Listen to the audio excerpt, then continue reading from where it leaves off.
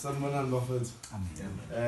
Bafethu mina I just thought ukuthi when ubhuti uMzwandile said to me Malibongo, can you come through? The first thing that came to mind was on growth. Ukubaluleka kokukhula. Growth ihlukile, and I'm gonna just be practical. That is why I wanted ukuthi osofa abasondele, but I think into soyenza just to be sibe sonke. It's just that ngizozama ukuthi ngisondele khona nizobona even if usondele kanje so sizokhuluma ngento right. But the first thing that I thought of when I thought of growth, I thought of ukuthi Bible, what does the Bible say about growth? And ngafunda incwadi kaJobe, uJobe ntathu 8:7 la ethi khona, and though your beginning was small, your later days will be very great. Wow. So growth ikhona every time. If usazi isitori saJobe, within a split of a second, or within a split of a minute, walahlekelwa yikho konke. But he always knew ukuthi noma ngathiwa kube nzima, but nokukhula kuzoba khona. So there is a growth that is there, but ngoba sabantu siphila emhlabeni, there are certain things that are needed for us to grow. And lezo zinto ezidingakalayo fanele si understand, si analyze, sizazi khona so cool. One of the questions engizocela uyibuze yona nje manje before singene kulezo zinto. One of the questions engizocela ukuthi siyibuze yona ukuthi ngabe ukukhula kuyakuthusa yini? When I was young, ngangithanda ukuba ingane, but when I started growing up, I understood ukuthi how much ukukhula kunama responsibilities khona. So you must always ask yourself ukuthi ngabe ukukhula kuyakuthusa yini? If ukukhula kukuthusa, that's a great thing, because into iyakuthusa because you are moving from your comfort zone. Remember ukuthi mose ingane usuke uphila kwi comfort zone yakho, usuke uphila la ogadwe khona, babiza ngelokhuzana if ngizokuchazela ibutterfly ihluke ngawu3. Ibutterfly first becomes a cocoon, and then iqale ibe ngathi umnenke nyana, and then ingene kube ibe icocoon, mase icocoon ima iba ibutterfly. But those processes ngeke ibutterfly ibe ibutterfly ingadlulanga kuzona. So nathi for us to grow, we need to go through those steps. There are certain steps that we need to go through, and one of those steps ebalulekile is that one, angenze nje example ngayi butterfly. If ungalekelela ibutterfly the time ifuna ukuphuma kwi-cocoon uthi uyayiqaqa, leyo butterfly ngeke isaphila because we assistile. Thina into esilimazayo ngisabantu ukuthi singakhuli siyalekelela isikhathi esiningi. Siyalekelela isikhathi esiningi, senzelwa izinto isikhathi esiningi, siyabanjwa sibanjwe ngesandla isikhathi esiningi ukuthi enza kanje. Kanti once we learn to do things on our own, which is very simple, there's something umowenza psychology will understand that they call it Maslow hierarchy of needs. Hierarchy imkanje. Hierarchy. Umuntu wecamera kuzosondela khona ezoyibona ihierarchy. Ihierarchy bafethu imkanje, but ihierarchy mase isebenza ngendlela powerful, because ihierarchy mase yahluka ithi ibe nezitep ezikhona ezibalekile. So the first one is step sokuqala ukubaleka kwaso sihlukile, because these are not psychology needs, but psychological needs. Yilo udinga khona, it's either food, ukulala. Those are most important things. So you can never achieve ezinye izinto ungakayitholi lento. So those are the first things ezibalekile kwi growth yakho. So uzokhula uzoya somewhere, you need this first thing. You think what you need food, you need to sleep, you need to rest as a person. That is why kubalekile ukulala as much as ukusebenza. Yabo, that is why we have 12 hours at night and we have 12 hours during the day. Yabo, that is why zonke izinto zenzeka ngalendlela ezenzeka ngayo. So those are the first things that ezibalekile. Elandelayo bayibiza safety needs. So safety needs isebenza kanje. Safety needs are the things that when oyidingayo, like a shelter. Ungalala emgaqweni kodwa ubudlile. So ukudla kubalekile. So you can never have a shelter and not have food. So as much as the shelter ibalekile, but ukudla kubalekile ukudlula shelter. So when you have ukudla, you can move to the next step of finding a shelter. So when you found a shelter, which is the safety needs, ama-safety needs akho lawo. When you found the lokhuzana, ngizosenda lezi sithombe salento kuba bungqongo then mhlawumbe uzoyishare. When you found the safety needs akho, which is your shelter, which is your job, your security, ukwazi ukuthi ingane zakho zi-right, your medical aids and things. When you found all those things, then you can move to the next one, which is called love and belonging. Okay. You can never look for love. Ne? You can never look for love ungenakho ukudla, ungenayo indawo yokulala. Yeah. That is why abantu abahlala emgaqweni ngekumuzo esusayoshela intombi. Angenze nje practically. It's akukho emqondweni wakhe. The first thing is emqondweni wakhe ukuthi ngithola ukudla. Yeah. So it will never happen then. So those are the kind of things that you need. That is where you need love and belonging. That is where family starts mattering. That is where your friends. That is where you now belong to a community. You can never belong in a community while you're hungry, while you don't have a place to sleep. Yeah, here's what I learned. Then, message over corner, and esteem. Ila usuqala khona ukuyithemba. Ila usuqala khona usune self-esteem wena. So you need food in order to get a shelter, to belong in a community, and then must uyaqala uyazithemba. You can never uzithembe ungenayo ukudla. You can never go to uzithembe ungathanda umuntu. Yayizwa lento. And you can never to uyithembe kodwa ungenayo indawo yokulala. You know, mina ngeke ngathi ekhaya kusawu umjondolo ngifisa usibuka Thimeza ngangisaba ukuthi eze ekhaya. Yayizwa lento. But yena wayengena nkinga but mina ngangisaba. My self-esteem was down because my shelter was not proper. So it growth ihambisana nalezi zinto. Then the last one is self-actualization. It's where you found yourself. You can never find your purpose. Ulambi. Wow. You can never find your purpose ungenayo shelter. You can never find your purpose ungathanda umuntu ungabelongi indawo. You can never find your purpose ungenayo self-esteem wena. Self-actualization happens when you achieved all the steps la ngenzansi. So that is why growth ibalulekile. That is why ukhula kubalulekile. That is why all these steps are important. So once we understand all these 1, 2, 3, 4 and the last one 5, which is self-actualization, let's step lesokugcina, then we have achieved zikhona ezinye ngaphezulu kwalokho. But lezo usuke usutranscenda. Usuke bathi abanye usuke usubukisa. You've grown beyond your measures lapho. Usukhule ngalendlela yokuthi nawe awusakwazi uyicontroller. Impumelelo isizela yona. Awusayibizi wena. Abangani sebeyizela bona, awusababizi wena. Yabona manje we need to find food, we need to find place to sleep. Khona enye ke balekile kodwa ke ngoba sisesontweni ngeke ngisho.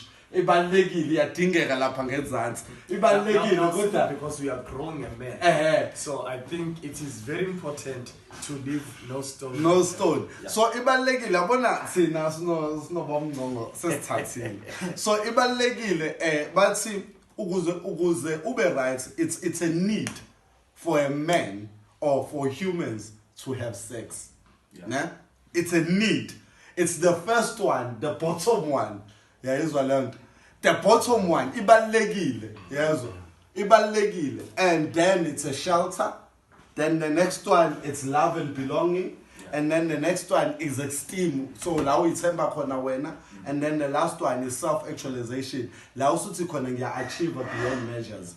Because the thing achieves vile lezi. So that's the growth, and that's the simplest way to understand the growth. Is lazy step. They call it Maslow hierarchy of needs.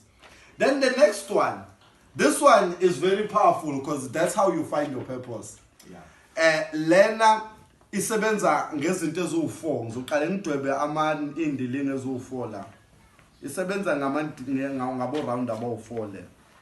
So what happens is that kufike kube khona into ebalekile ile. It's where all this circle meets. But I want us to find out how do we get to where this circle meets. And abantu abaningi abayi understand the lento, but it's simple. That's how you find your purpose and that's how you find your growth. So the first one is do what you love. Enza into ithandayo ngaso sonke isikhathi. Do what you love. But in ngolimi, that which you love. Then the next one, that which you good at. That which you good at. Then the next one, that which the world needs. And then the last one, that which pays you. So these 4 things. That's the day one. Something they call it ikigai. It's a Japanese word for it's a Japanese word a reason for being. It's a Japanese word for a reason for being. So it's your purpose. Yeah. So it's your purpose. But by yabo, but uma kule part, this is your passion. Yes, le part lena, it's your profession. Because it's what you're good at and what pays you. What pays you. Yes, this is your vacation. And this is your mission. So what you love and what the world needs is your mission. What you love and you're good at is your passion. What you're good at and that pays you is your profession. But what the world needs and what pays you is a vacation. Wow. So once you identify all these things, you have found your purpose in life. So growth as a person, no me growth in njengomuntu, ayilele ekutheni ukholwa kangakanani. But ilele ekutheni uyakwazi ukuyi-identify izinto eziwu-4 ezibalulekile empilweni yakho. Angikwenzele mina nge-example. Ngiyakuthanda ukukhuluma. I think ngigud ekukhulumeni. Yeah. Ukukhuluma kuyangikhokhela. And ukukhuluma kuyadingeka ukuthi ngishintshe umhlaba. I have found my purpose. My purpose is to speak. So in order for you to identify your purpose, you ask yourself that question. Now, by asking yourself that question, you have found something called Bible ikigai. Pronounce kanje leli gama leli iki no guy kanje. Kodwa libhalwa kanje. Yeah. It's a Japanese word for a reason for being. So namhlanje mhlambe in order for us to grow forward, fanele siyibuze ukuthi why were we born? Why mina ngalethwa la emhlabeni? Was I born just to be, or was I born to do great things? Ngoba once I identify ukuthi indaba zizaliwe, once I identify ipurpose yethu, ila sobe sesi-identify zonke izinto ezidingakalayo empilweni yethu. So these 2 things go hand in hand. Yeah. So kubalulekile ukuthi we understand the Maslow hierarchy of needs for you to grow. Yeah. Kubalulekile futhi we understand ukuthi how to find my ikigai. How to find my purpose. Yeah. Ukuze ngiphile. Because once wayithola yonke lento, then you move to your passion. You need to find your purpose njalo. Iyona into ebalulekile. So there is some few quotes engiwabhale phansi engifuna ukuthi ngikutshene wona. Eyokuqala quote ithi, if you play small, you will stay small. So uma udlala kancane, okay, uzohlala umncane. Sakhula sidlala eTM uthini. Asikazi siyodlala kwenye indawo, sayigcina sidlala kephi eTM. Because ileague yethu yayini yayiseTM. Angeke umuntu odlala eTM amatanise nomuntu odlala kwiPSL. You understand? So the next one ithi, mase sona leso statement, it is okay to want more. Sama Kristu sinalento uthi asikufuna okuningi sifuna okusanelisayo. But it's okay to want more. Do more and be more. So you do more. So in order for you to want more, you need to do more. In order for you to do more, you need to be more. Fanele wenze okungcono ngaso sonke isikhathi. The next one is the next quote engiyibonile engichazile ethi growth is a process. You may not be exactly where you want to be, but you are closer than you were yesterday, and that count. Uyayizwa lento? So angikho la ngifisa ukuba khona. Kodwa ngiseduze kwala kade ngikhona izolo. Kodwa futhi nalokho kubalekile. So once I understand lezo zinto ukuthi growth it's a journey. Growth it's not a destination. Growth it's where I'm going. Ngiyaqhubeka. Yabo? That is why kunaleli gama leli sengizoyivala. Kunaleli gama leli elithi plateau. When a person plateau, it's when you've reached a point of no growth. usuplateauile. So let's say mina I wanna be a millionaire. I reach a point where I'm a millionaire. What else do I want? Nothing. So saying you're plateau, but as a person you shouldn't reach that point. You should always, that is why my dreams finally ahleze change. Your vision must stay the same, but your dream must always change. You must always say, okay, this is my vision. My vision is to do great. My vision is to do this. But my dream was to be a millionaire. My dream was to have a church. But now my dream is to have a church with 5,000 people. I reach 5,000 people. My dream is no longer to have a church with 5,000 people. My dream is to have a church that is going to be a Moses Mabhida Stadium. I understand. So you keep on purpose in a passion yakho. And I always say this, if future is if you want to create a better life for yourself, stand up and do it on your own. Angekho umuntu ozokwenzela. Remember ngiqale ngathi thina into esilimazayo ingoba siyenzelwa zonke izinto. And it's lapho sesicrippled. Because if ungathiwa ikhakhuni ngiyayikhipha ngigcina ngalezo nto. Uma ngikathiwa ibutterfly ngiyayilekelela sengiyilimazile. Sengiyibulalile. Asimusa ukuvuma. Asenze an example ngento yanamhlanje. Asimusa ukuvuma ukutakulwa njalo kwamngcongo. Asivumeni ukuthi nathi siyakwazi ukuyimela. That is why ngithe mina kuyena esasisale sesiplan ngathi mina no, let us not plan. Let's do what we wanted to do. Because what we wanted to do was not meant for everyone. Was meant for us.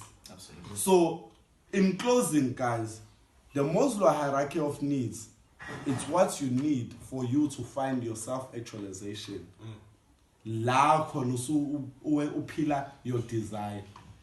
You can never reach your desire usalambile.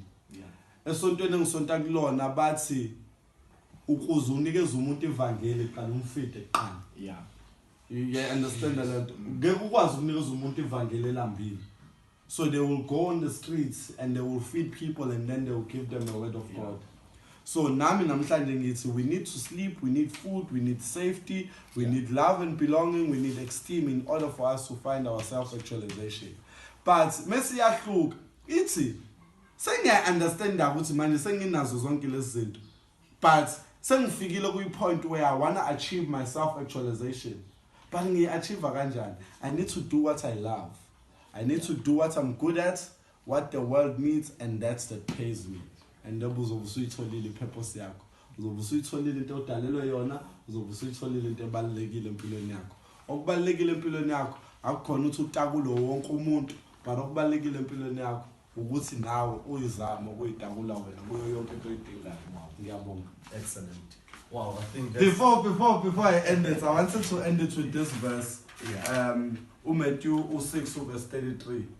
Matthew 6 verse 33. I think ungasifundela wona Matthew 6 verse 33. Uvule ngakhona cabanga baqondana. But seek first his kingdom and his righteousness, and all these things will be given into you as well. So kahle njengamaKristu sina into esiyidingayo kwenye inkathi ukuthi umedana uthi uNkulunkulu take over. uNkulunkulu, like I've done everything. I understand my purpose, I understand everything, but izinto azenzeki still. But you need to now say uNkulunkulu take over. And ngithanda kakhulu kwi-message translation u-Collision 1:16 kwi-message translation uthi for everything, absolutely everything, above and below, visible and invisible, what God started in him, find its purpose in him. Siqale kuyena kumele sibuyele kuyena. So that's where okubalekile. Njoba nizwile u633 ukuthi uthini? Uthi u633 asifuneni yena nokulunga kwakhe. Konke lokho okunye kuyonezela. Mase uthi u-Collision 1:16 ithi ngenxa ukuthi uyena okudalile buyela kuyena uyobuza ukuthi usungitshengisile ke ipurpose yami, why izinto engasavuleki? Sometimes we need to sleep, we need not to sleep. Siresile sithi uNkulunkulu make it happen. Mina ngixoxela ukuthi kwenzakaleni, which was a surprise. Ngithe ngiyixoxa lento ebusuku ngangalala. Ngayixoxa lento ebusuku, ngasendelwa imessage omunye ubaba uthuthe eNkosi Ngcobo. Senkosi Ngcobo is the head of department in eThekwini municipality. Yeah. Wangisendele message what he's been hearing about my book angimsendele email. I prayed ngathi uNkulunkulu uvula wena iminyango. Emva kalokho these people are talking about me ngiyababuka ku email bakhuluma ngami. Yeah. Ngibuka email because I prayed about it ngathi uNkulunkulu sengikwenzile mina ongangamandla ami. Yeah. But what are you going to do for me? For me. Sekusema akusekhona amandla ami manje. Sekunalento lena ukuthi unayo degree. Yeah. Uya ku interview. It's not under your control. Yeah. But siku control lo muntu hambisa uNkulunkulu kuqala uthi uNkulunkulu just go in front of me. And then konke into ezokwenzeka. So iverse lokugcina engiseyivala ngayo 6:33 ufundisisa and once wafuna wona nokulunga wafuna yena nokulunga kwakhe konke okunye kuyonezela. Lalela ke khona abazokubiza ngenyoni, khona abazokubiza ngesidididi, khona abazokubiza ngani. I always say lena ke ngimotivate ingane ngisho kanje. I rather be a fool now and be cool later. Yeah. Than to be cool now and be a fool later. Wow. And remember, udokotela ubhala kambi. U-F ka dokotela uyabukeka ngathi uC. So when you will think you are cool, kanti you are a fool. Wow. Because usamncane utshena ukuthi wena ungenisile Wow. kanti uyisithutha. Wow. Ngcono ngibe isithutha ke mina. Wow. Then ngibe cool later. Then ukuthi ngibe cool manje, ngibe isithutha later. Sike sibabona abantu esikhule nabo becool. Yeah. Imndeni yabo ku right. Masuthi uyababheka manje, kuyabheda. Because they right on things ekangazona zabo. Yeah. So asibeni careful ukufuna ukubukwa Wow. manje. Ngcono sibuke kudala. Sekuthiwa hawo. Nambona lo muntu bese ngamboni. Udlule nini? Yeah. Abantu abangakuboni ukuthi ubadlule nini, kodwa badlule. Yeah. Ngiyabonga. Wow. Wow.